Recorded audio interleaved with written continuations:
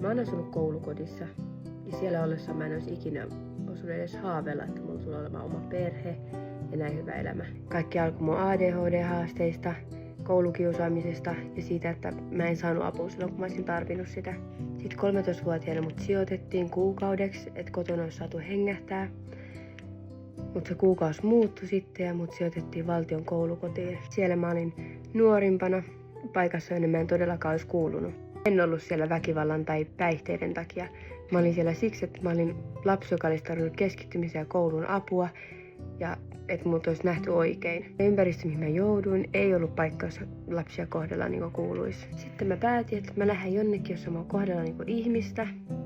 Sitten mä olin vuoden karkutella mun isoäidin luona ja se oli kyllä tärkeä hengähdystauko. Mutta nämä kokemukset opetti mut selviytymään ja kaikesta huolimatta mä oon tässä ja mulla on kaikki hyvin. Ja moni ajattelee, että menneisyys määrittelee meidät. Mitä mieltä sä oot? Onko se niin? Ja jos sua kiinnostaa, miten mä päädyin tästä tarinasta tähän nykyiseen elämään, mitä muuta tässä välissä on tapahtunut, niin laita tiliseurantaa.